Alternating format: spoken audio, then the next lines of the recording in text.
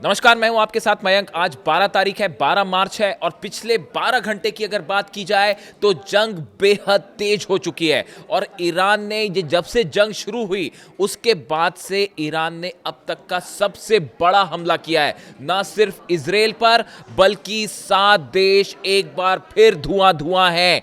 यानी कि चंद घंटों के अंदर एक बार फिर ईरान ने 7 देशों पर हमला किया और ये अपने इरादे साफ कर दिए हैं कि किसी कीमत पर सीज फायर नहीं होगा, अब ये जंग नहीं रुकेगी।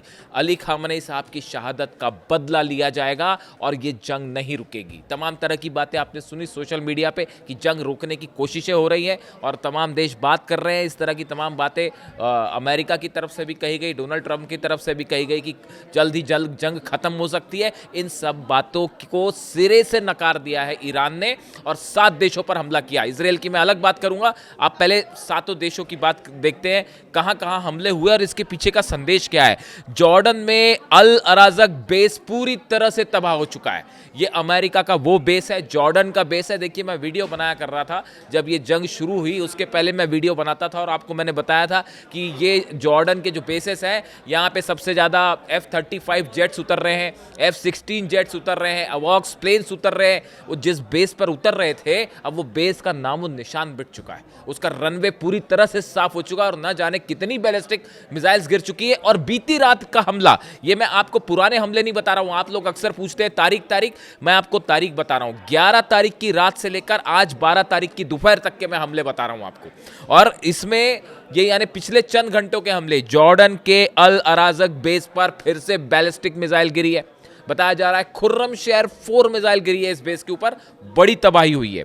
सऊदी अरब का अल खर्ज में अमेरिका का जो बेस है उस पर फिर से मिसाइल अटैक हुआ है। सऊदी अरब का अल खर्ज अमेरिकी बेस, ये वो बेस है जहां से लगातार युद्ध के लिए जो साजो सामान है वो भी इस बेस पर उतर रहा था।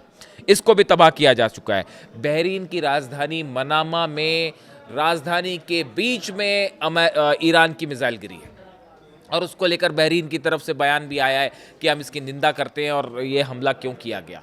और बहरीन की राजधानी मनामा में, देखिए, बहरीन वो उन देशों में शामिल है जिसमें सबसे ज़्यादा नुकसान हुआ है। खासकर उसका नेवल बेस जिस तरह से तबाह हुआ, वो बहुत बड़ा झटका अमेरिकन फोर्सेस के लिए माना जा रहा है। और उसके बाद अब फिर से बीती रात ही बहरीन की राजधानी मनामा में बीच शहर के बीच में मिसाइल गिरी है।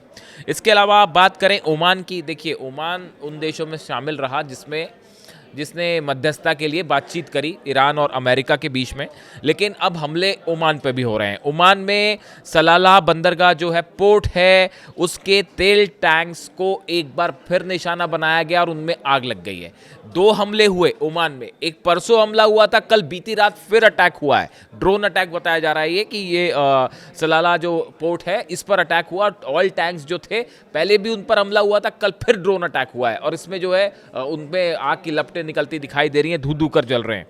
इसके अलावा आप देखिए यूएई में, दुबई में एक बिल्डिंग में ड्रोन घुस गया, वो आपने देखा ही होगा। ये बीती शाम की करीब 7-8 बजे की बात है कि एक बिल्डिंग है, उस बिल्डिंग में एक ड्रोन जाके घुस जाता है काफ़ी देर तक, उसके बाद बिल्डिंग में आग लग जाती है, हलचल मची और बाद में बताया गया कि ईरान का ही ड्रोन था ये।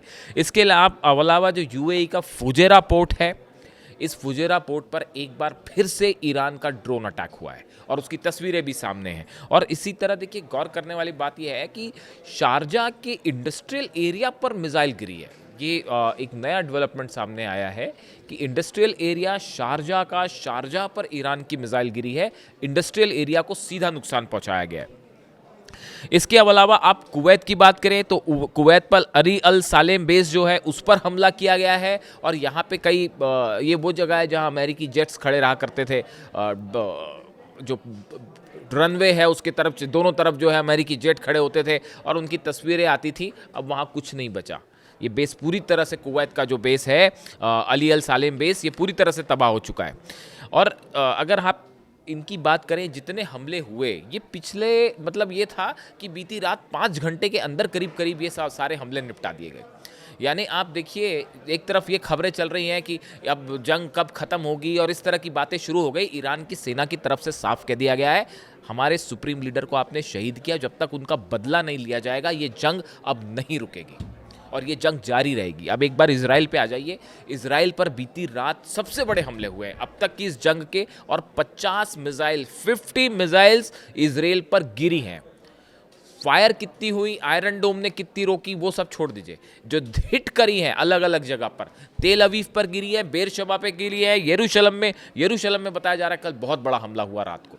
यानी ये जो 50 मिसाइल्स की मैं बात कर रहा हूँ, ये फायर तो पता नहीं कितनी की गई होंगी, जितनी भी फायर की गई, लेकिन ये 50 मिसाइल्स जो कि ज़मीन पर गिरी हैं इसराइल में हिट किया है। और बताया जा रहा है कि ज़बरदस्त तबाही देखने को मिल रही है। पूरा इसराइल धू धू कर जल रहा है और बंकर में छुपा हुआ है, कोई बाहर आने की हिम्मत नहीं कर रहा। इससे जुड़ा एक बड़ा खुलासा अगली रिपोर्ट में मैं आपको करूंगा कि इजराइल को कितना नुकसान हुआ है, इसको लेकर एक सनसनीखेज खुलासा। इसके अलावा देखिए एक बड़ा डेवलपमेंट है। G7 देशों की बात की जाए तो अब G7 देश इस बात पर विचार कर रहे हैं कि हॉर्मूज में जो जहाज़ फंसे हुए हैं उनको निकालने के लिए G7 देश अपने जहाज़ भेजेंगे उनको एस्कॉर्ट करने के लिए। वो जो 2 जहाज़ कल जले उसके बाद कैसे वहाँ पे एस्कॉर्ट किया जाएगा, कैसे ईरान की मिसाइलों से बचा जाएगा, ये अपने आप में बड़ा सोचने वाली बात है। और जो एक्सपर्ट्स बता के चलते हैं कि हॉर्मूज का जो इलाका है यहाँ पे किसी भी तरह से एस्कॉर्ट करना या ईरान का मुकाबला करना संभव नहीं है।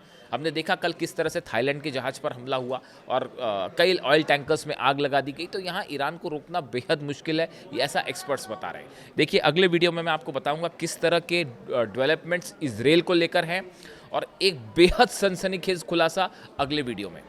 इंतज़ार कीजिए। Thank you so much.